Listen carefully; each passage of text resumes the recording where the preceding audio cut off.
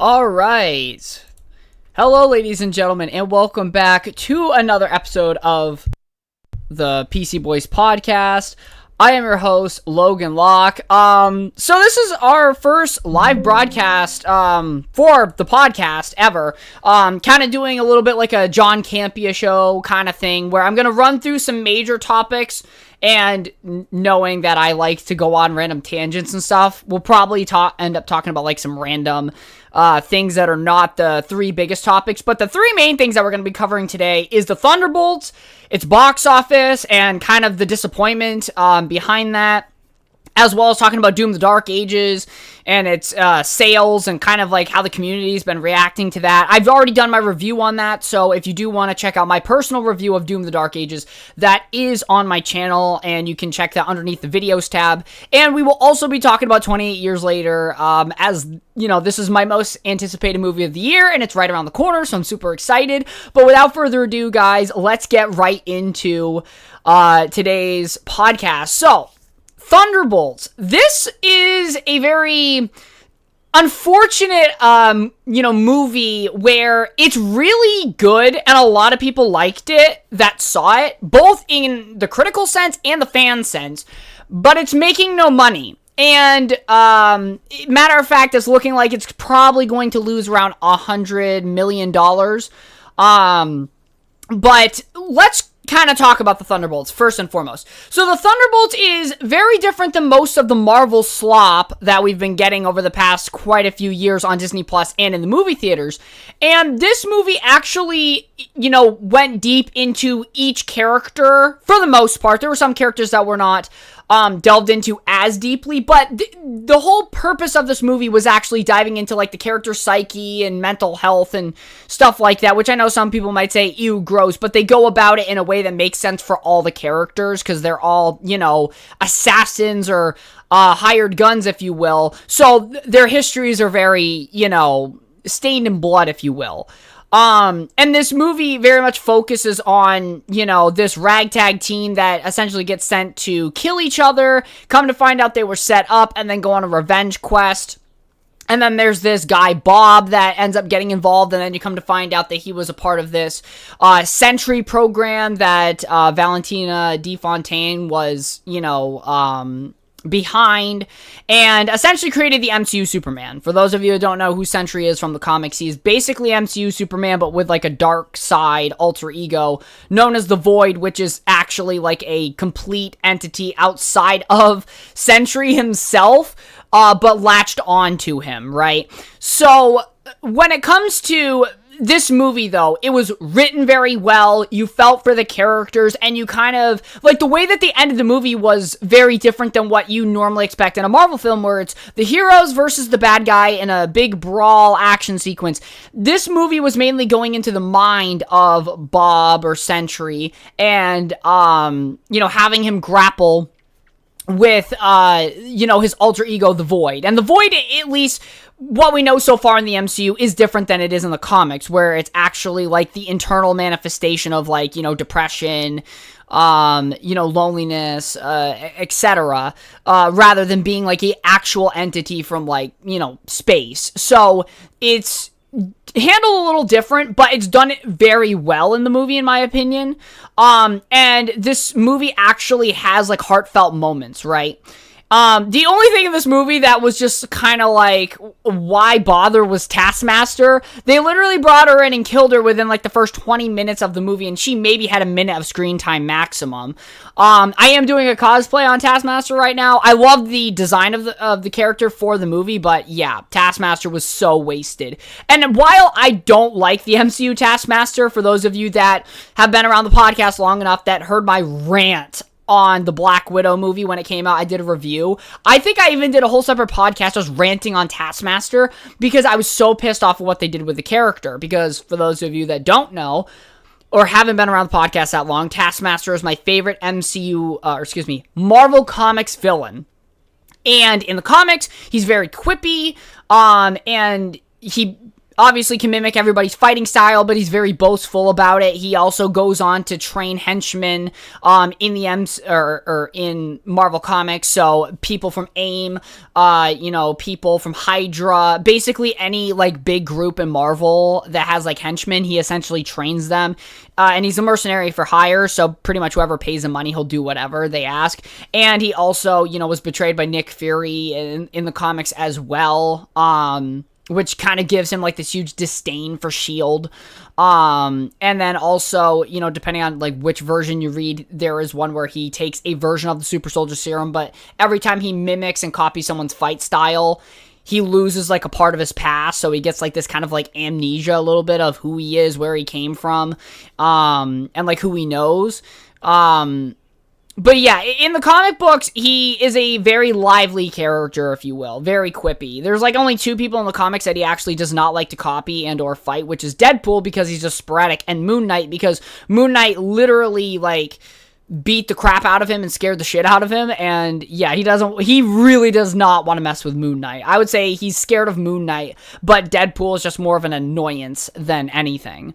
But yeah, Taskmaster is the only, character in this film that I was like, why put her there? Like, she was offed very easily, and it was very dumb. It was just a wasted potential that they could have actually ended her character on a good note, but they chose not to. But the very interesting thing about Thunderbolts, right, is that this movie is a very well-written film, and it has heart, and a lot of people enjoyed it. And as you can see on Rotten Tomatoes, right, 88% from critics and 93% from audience. This is one of those few times where the audience likes a movie more than the critics. And ultimately, this film is loved by everybody that pretty much watched it, right? And when you look at how much money the film has made, it's only made $371 million. Now, this is not the worst performing MCU movie ever. Obviously, that is held by the Marvels, and I don't think any other MCU movie to come out will be lower than that. But the Marvels is the worst flop in Marvel Studios history, which is interesting to me because I thought the Marvels was better than the original Captain Marvel. But I digress, mainly because of Iman Vellani and her performance. She did a really great job in that film. But, so yeah, this movie is not making money. And if you take into consideration, okay, well, I had a budget of, like, I think over, like, 100 million or something. They don't have it on here, so hold on. Let me look that up real quick. Thunderbolts. Oh, whoops. Can't spell today. Or any day. So I had a budget of, let's say, between 180 to 200 million. We'll just put it in a range, right? And it only made 371 million. Now, most people would say, okay, well, it made money, but you're not taking into account the actual marketing costs of the film, right? And I would argue the Thunderbolts actually did have a pretty good marketing campaign behind it. So in order for this movie to break even, it would probably have to make $400 million, even though it wasn't made even on $200 million close. But the thing with Marvel is they're going to have to get used to making smaller budgeted films, I think. And that's kind of the main issue with Marvel, and I would say Hollywood in general. They balloon, even the games industry will balloon a budget of a project so high that it's just unattainable to get that money back. And this also goes to show, right, the damage to the brand of Marvel, because Marvel is a film, is a film franchise that for a while, we're talking 10 plus years, dominated the Hollywood industry space, where they were getting hit after hit, making hundreds of millions and even billions of dollars, especially if you're including Infinity War and Endgame.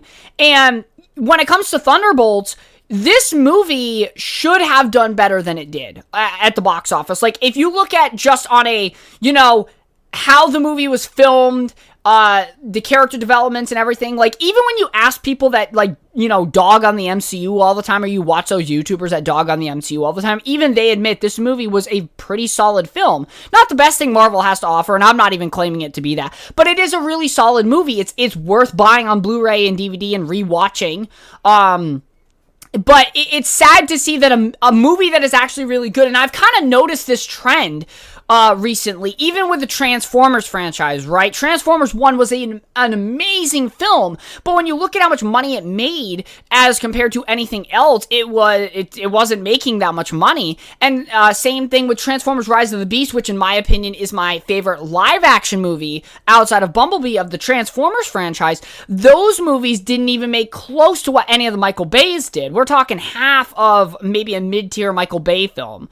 And that's the issue that I'm noticing is Hollywood movies that are good are not making money. And it doesn't have to do with really the product itself. It has to do with the reputation of the brand. Transformers had so many bad movies prior to Bumblebee, prior to Rise of the Beast, and prior to Transformers 1 that they have had 3 Transformer films that have come to theaters in the past, 4 that they had, but most of Michael Bay's movies were not well received by critics or audiences. Outside of, I think, the very first one. The third one is also debatable as well. But most of the films were not, rated very well.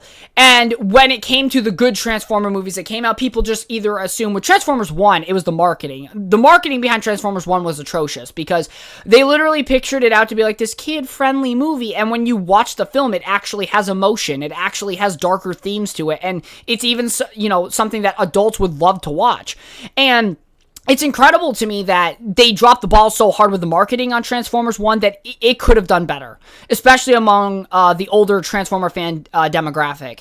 But when it comes to like I said, Bumblebee, and when it comes to, Transformers Rise of the Beast, those movies being the better live-action movies by a long shot, those movies didn't make much money. And now we're starting to see with Marvel as well. Marvel is getting some good movies out, but they don't do well because it's surrounded by a lot of mediocre and dog shit stuff. And as much as it pains me to say this, Daredevil, Born Again, which I thought was a very okay series. I thought it was like a 7 out of 10, maybe a 7.5 out of 10. And I said that in my review for Daredevil Born Again's final, few episodes. I said this show it's a good show. It's not the Netflix series. I mean, beating the Netflix series is a pretty high bar to try to go for. But it was a serviceable show. The finale was absolutely phenomenal and was great. But I think most of the season, especially in the middle, just took a huge dip for me. I thought the beginning of the season was good. The middle was pretty shit. Didn't like what they did with Muse and how they wasted his character. And then the finale was phenomenal. And I'm excited for season 2, but it didn't break the Nielsen charts not even once. Daredevil Born Again did not break in the top 10 of the Nielsen charts the whole entire time that was out. And that goes to show that even something as highly praised as Daredevil couldn't get people to watch it. And it's simply because Marvel has done so many bad projects. Secret Invasion, The Marvels, Eternals, like if you're talking some of their more recent, like egregious ones, right? Rather it's ranging from boring, to just really terribly written. These projects, while those are the few worst, most projects are not that good. They're not even average. They're subpar. I just recently watched Captain America Brave New World for the second time, and I think I enjoyed it better the second time I watched it than the first time. But the movie is still just very all over the place and reusing plot stuff, or I guess you could say story arcs, not plot stuff, but story arcs that Steve had, but rushed and done way worse. The movie's not as bad as people made it out to be. I give the movie a 6. Like, it's not the worst thing I've watched, but ultimately Marvel's writing for their TV shows and for their movies have just not been good. And like I said, Daredevil is a clear example of the fall and decline. The Thunderbolts is an unfortunate result of multiple MCU projects just not living up to expectations. And ultimately, Marvel has a brand problem now. Very much, I wouldn't say as bad as Star Wars, but it's at the point where you can say both franchises are struggling to pull in viewership and to get audience captivated. The problem with Star Wars, in my opinion, is just it's not going to recover. Star Wars is one of those franchises now where there might be a few good projects, whether that's TV or movies, in between a shit ton of like ass content. Like, it's terrible.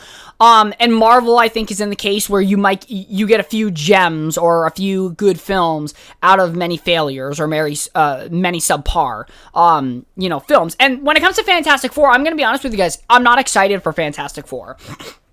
Okay, I'm not, and this isn't specifically because of the movie or anything that I've seen. I'm just not a Fantastic Four fan, not even in the comic books, right? I understand that they have a big role to play. I like Doctor Doom, but when it comes to the Fantastic Four themselves, I've never been a fan of the Fantastic Four in the comic books, okay? Never. The only thing that the Fantastic Four, like, the only time I really engage with them, like, on a large-scale level is when I was reading when Spider-Man was a part of the Future Foundation, or if Spider-Man crossed paths with them. That is the only time when I really was invested in anything Fantastic Four. I know the basics of the characters and stuff like that. I know that they have, 2 kids and stuff. But ultimately it's not, and I get that they are Marvel's first family and stuff, but I just never got into those comic books. I was never a big fan of them. And that's ultimately why I didn't really care for the old Fantastic Four movies or for this new one coming up, because it's just not done on an IP that I care about.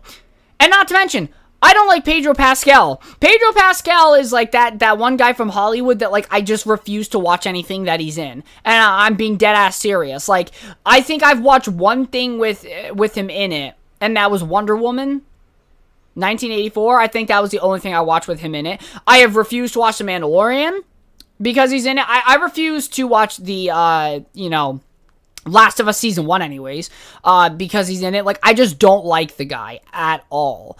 I like Brie Larson much better than him, but then again, Brie Larson, I think, has had a redemption arc here where she's just kind of like, yeah, I'm not gonna go out and just say a bunch of stuff in the media space, which, in all honesty, right, if you are somebody that is an actor or an actress, if you want to get as many fans as possible, if you're trying to, like, maximize your appeal to people, talking politics or talking your personal beliefs is the worst way to go. Now, I'm a podcaster, so naturally, I have a niche audience, right? I'm not like a big celebrity, and even if we talk about other people like Joe Rogan and stuff like that are really big, right? Everybody has a niche that they fit into, right? And I'm one of those podcasters that has a very specific niche. People that are into movies, people that are into video games, specifically around, Marvel and a little bit of DC and stuff, but I'm not a huge DC fan, so I don't cover much DC stuff. But basically, anybody that's into movies, video games, but more on the nerdier side of things, right? Rather than like a, like a Barbie film or like, some like big named like movie creator. Like, I don't care about that stuff so much. I care more about my comic book nerd stuff like that. I pay attention to everything, but there's certain things that I like to talk about, right? And that's what my audience comes to listen for, or they come to hear me rant or say whatever I say, right? Sometimes people just come for the personality rather than the content being talked about, but normally it starts with the content, and then people become accustomed to whoever they listen to. It's normally how it tends to go. But ultimately, the Thunderbolts is a film that is good, but it's an unfortunate result of Marvel just dropping the ball multiple times before this film came out. I hope that Thunderbolts can make some money. Hopefully it can somehow edge out $400 million before everything is said and done. I mean, it's been out, close to a month now? No, it's been out over a month. So, yeah, I don't think it will, but it'd be nice for that. At least hopefully in physical sales or digital buy or purchases of the film, they can make money back on that by word of mouth, hopefully. But yeah, it is unfortunate though, because the movie was really good. So yes, Thunderbolts unfortunately does fail at the box office despite actually being a good film, unfortunately. All right, let's talk about Doom: The Dark Ages. Now, this is another one of these things where, as much of a Doom fan as I am, and as much as I love Doom: The Dark Ages, yes, I prefer Eternal much more over Dark Ages. Eternal is one of the greatest FPSs I've ever played, if not the greatest FPS that I've ever played. Doom: The Dark Ages is a very solid game, but this game has struggled to break over 1 million copies sold. And Doom: The Dark Ages is surrounded by a lot of different controversy. The biggest one I would have to say would be the physical disc media controversy where essentially people found out that there was no game on the disc. That there was 60 megabytes of data on the disc, and it was basically used as a key to be able to play the game and that you don't own the game, right?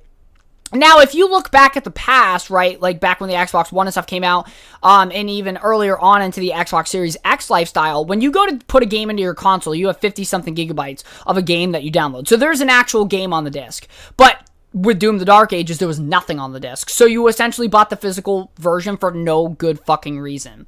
Now, the whole reason I bought the collector's edition was to get a physical copy of the game. So when I heard about this, I was really upset. However, I wasn't as upset as people that just bought a disc because I bought the collector's edition. I got you can't see it, it's behind my green screen, but I have the Doom the Dark Ages, statue for Doomslayer, the Steelbook, the metal keycard replica, the whole works.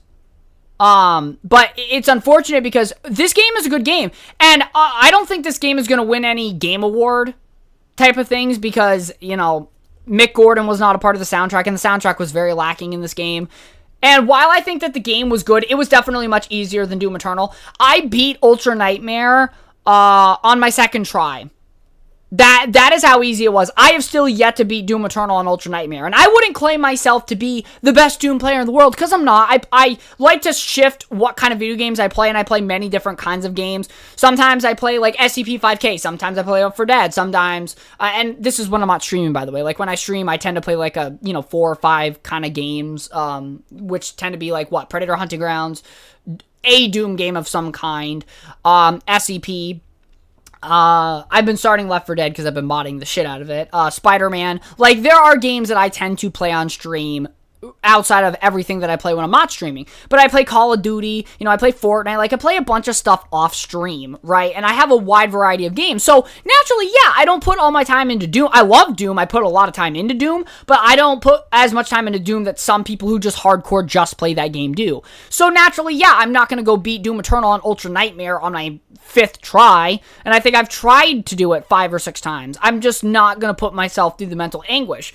But I at least tried to. I think I got through halfway through the game and I died to some dumbass fucking zombie because I was trying to dash and they were behind me and I died, and after that I just didn't want to try another Ultra Nightmare run, which is fine. I beat the game on Nightmare, but I also had the extra lives and, restart from next checkpoint rather than the whole campaign.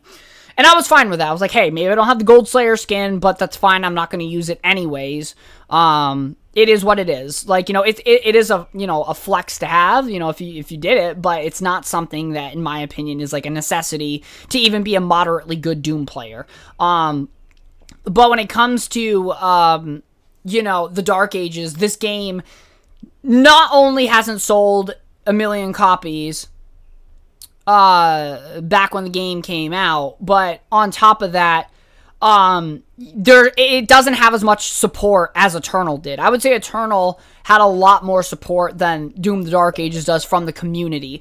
And I'm a part of quite a few different Doom groups on Facebook and stuff like that. I mean, a lot of people are like, yeah, dude, Doom the Dark Ages is just, it's not as good. It's not as hard. I can definitely confirm it's not as hard as Doom Eternal, for sure. But ultimately, it's a preference thing, if the game has good mechanics, and the game, by the way, when this game launched, there was no, crashes that I had. I know PC players did have some crashes, the Steam launch of the game was absolutely atrocious, but I was playing it on Xbox, and I know for console players, at least for me and Xbox players, we had no crashes. It was a very smooth game right out of the box, which is a very rare thing to get in today's AAA gaming space, and it was just great. The whole experience was great. It was fun. The mechanics worked.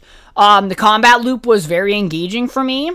Not on Eternal levels, because basically, if I had to, say what it was like, Doom Eternal is let me start off with Dark Ages. Dark Ages combat loop is fun and engaging, and Doom Eternal's combat loop is you need to have drank 9 cups of coffee, 4 Red Bulls, and then snorted a line of Coke to be able to comprehend and absolutely just master that whole system. Doom Eternal, on the hardest difficulty, And especially on Ultra Nightmare, if you are, like, not just hyped up on caffeine and just locked in the entire time, you are going to die a lot, and you are going to be very pissed off. Like, Doom Eternal is literally built for people that are on speed, I swear to you. It is absolutely insane how fast and unforgiving that game can be if you do not know your combat loop. And I'm an average Doom player, right? Maybe a little bit above average Doom player. And even for me, it was pretty tough getting through my Nightmare playthrough. Don't get me started, by the way, on the Ancient Gods Part 1 and 2. What I normally do when I play a Doom game is I'll start playing it on Ultra Violence and then I'll go to Nightmare, right? That's what I did with the DLCs as well, and let me tell you, when I played Nightmare on the DLCs, I was fucking cooked. Like, it took me a while to get over the fact that I was gonna just get my ass beat so many times before I actually got to move on through a stage. But we did it, we eventually did it.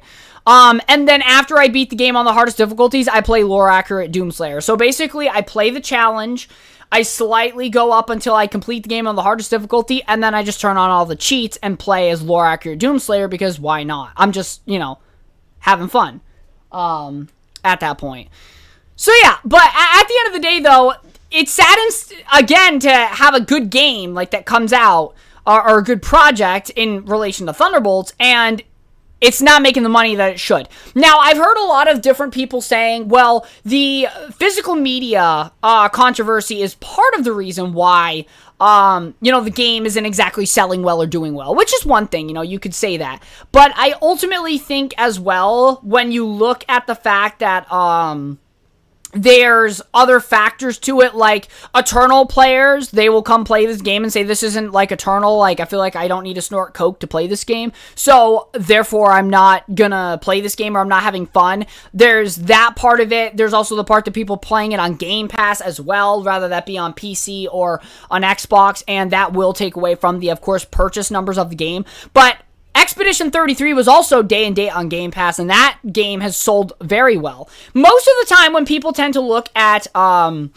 charts in terms of, like, how a game is selling or performing, people go to Steam and see how the Steam numbers are. I think, like, the highest Steam player count for Doom the Dark Ages was like 32,000 or something. And even if you go on Twitch and you look at like the top games that are streaming right now, Doom the Dark Ages I don't think is even in the top, it's not in the top 10. I think it's in the top 15, but it's not in the top 10. So, and this game has only been out for about a few weeks now. It's only been, I think, when did it come out? Like May 21st or something. So this game hasn't even been out for a month yet, and it doesn't, like, nobody seems to be talking about it or caring about it.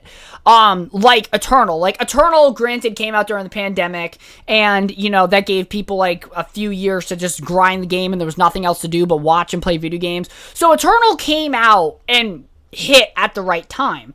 But it's baffling to me how Eternal and even 2016 had their lifespans, and then you look at Doom the Dark Ages and it just dies.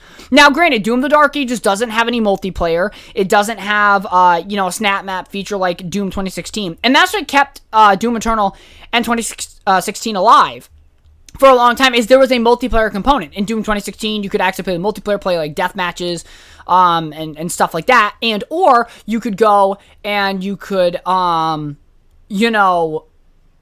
play snap map and like create your own game modes or your own story missions or play other people's, and there was that feature. And then, Doom Eternal, of course, you had battle mode, which was for more of like the people that wanted to put their skills to the test in a 2v1 game mode. And then, of course, they had a horde mode, which came out, and you could compete with other people on the leaderboards for the most score and stuff. So there was always like a multiplayer component. And there was also, like, with Eternal, you have like your events tab, so you have your free battle pass where you could unlock cosmetics and stuff like that. So the past two Doom games had like this reason to continue to play the game once you beat the campaign on the hardest difficulty or through your multiple playthroughs. The Dark Ages doesn't have that. Sure, in the Dark Ages, if you beat Ultra Nightmare, you get all the gold skins for everything, but that is not enough to keep people around. Like, after I beat the game on Ultra Nightmare, I basically was like, I have no reason to play this now. Outside of 100 perfecting all the collectibles and secrets in the game, but outside of that, it's like there's not much for me to do. And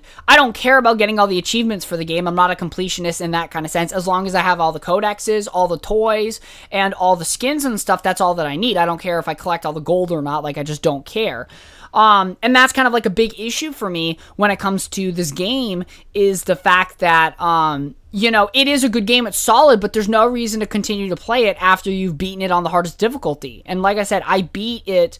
So when the game came out, it took me like a few days to beat it on Ultra Violence, and then I went immediately to Ultra Nightmare. I skipped Nightmare completely because, well, it's basically Nightmare, but you die, you restart, and I beat it within 2 tries. I failed one time, and then I think I failed like 5 missions in the first time, and then the second time I just sped run through the whole entire thing. Like, I was, granted, when I played it through on the second time, I had like 2 or 3 things of pre-workout in me, and a shit ton of coffee, and I was locked in for 6 hours straight. Like, the only time I was stopping on stream was to quickly run to the bathroom, and then I ran back and I just got going again.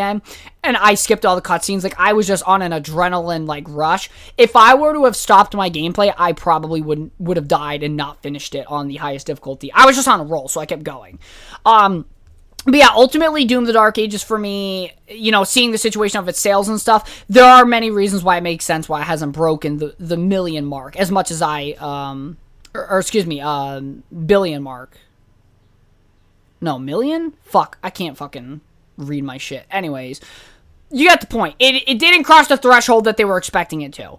And it makes sense why. The replayability factor is not as high as the other Doom games. The whole physical disc debacle, that did not work well for anybody because, especially if you're a physical media collector, like, that's very important to actually have it on the disc.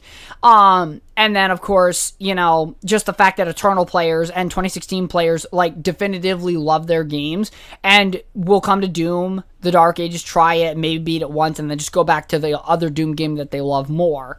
And that's ultimately a lot of the factors why it hasn't crossed that whole area. But now I want to talk about my most anticipated movie of the year. And this is, in my opinion, what I'm very excited for. 28 years later. So, this movie, for me, is the movie of the year for me. Okay? I was excited for Thunderbolts. Good movie. Liked it. I watched Captain America Brave New World. It was meh. But not my most anticipated movie at all. That movie had a lot of problems behind the scenes where I didn't build up a huge hype for it. I'm excited for Five Nights at Freddy's 2, but it's not an event movie for me. It would have been if I was a child or in middle school still, but it's coming out when I'm an adult, so I don't care too much about that. And let's see, what other movie? And then there's Predator coming out in November. And I am excited about that. I know this month we are getting Predator Hunters and Killers on Hulu. I am excited for that. So Predator and Alien-wise, because Alien Earth is coming out in August. So, like, in terms of Alien and Predator content, I'm really excited about those. But there is nothing that I am more excited for than 28 years later. The original 28 Days movie was so good. 28 Days Later was such a phenomenal zombies movie. It honestly changed the genre. It inspired the zombies from Left 4 Dead, okay? Left 4 Dead is a phenomenal zombie game. If it wasn't for 28 Days Later, I don't think we would have gotten it. And 28 Days Later was made on, like, a small budget. It wasn't owned by, like, a big company like Sony or anything like that. And that's why for many years, the only way you could get a physical copy of the movie or a digital copy of the film, well, you didn't have digital, but, like, you would either have to wait for it to be on a streaming platform somehow, or you'd have to spend, like, hundreds of dollars to actually go and get the movie on eBay or something. But now you can buy it, because Sony now has, like, the 28-year franchise licensing and stuff, so you can buy the discs and stuff physically. 28 Weeks Later was not as good as 28 Days, but it was still a pretty phenomenal film. The opening of 28 Weeks Later is absolutely just terrifying. You know what? Matter of fact, since we're live, I can do this now. Fun. Let's go to YouTube. Let me show you the opening to 28 Years Later. For those of you that haven't seen it, it is the most terrifying thing that I've watched. Like, it is anxiety inducing. I'm gonna have to turn down my volume, by the way, or else my eardrums are gonna get absolutely fucking destroyed. So Game of Thrones. The opening to this is absolutely fucking insane to me. Like, I remember when I first watched this, I was freaking out. So basically, there's this little boy that comes to them seeking aid. They're all sheltered up in like a cottage in the countryside and shit. And then the fucking, here comes the fucking infected. This bitch looks out the door and she got tears in her eyes, and then like it goes from normal stuff to just chaos, like, in an instant. Like, look, yes, the beautiful English countryside. And then, just wait. It just hits. Just bang out of nowhere. The opening of this movie is so freaky to me. Like, it always gets me. It just, oh my gosh. Even just watching it, I know what's coming and it still gets me every time. Just the eyes, bro. The eyes of this damn thing is... Like, you're telling me you look out the window and you see red eyes like that, like, you ain't gonna freak out? Like, that shit is terrifying. And then they just bust in here, and then... and the worst part about these zombies are, too, is that literally, they're not zombies, technically. Okay, I gotta, preface this. They're not zombies, they're infected. These are living people, but they act zombie-like. But anyways, since, like, how the rage virus transmits and stuff is, like, it's basically Ebola that is the transmission method, and they use it to, make, like, this... It was supposed to be like an anti-anger inhibitor, but then it just ended up basically giving the subject just endless rage. And the way that it transmits is either through bite, scratching, or blood getting into any, orifice on your face or whatever.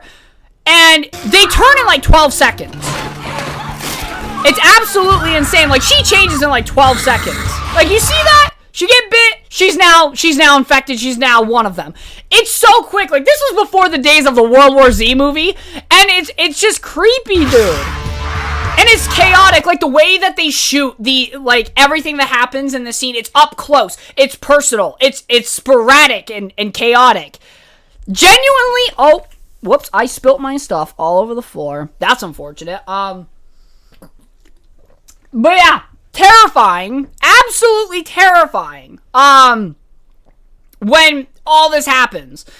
So, yeah, but anyways, and by the way, when I said that I spilt my stuff all over the floor, I meant a little bit, so we're good. But yeah, so they basically bust in here, they start attacking everybody, and it's just chaotic. Like, when you look at the camera angles, it's chaotic, it's up close, it's shaky cam.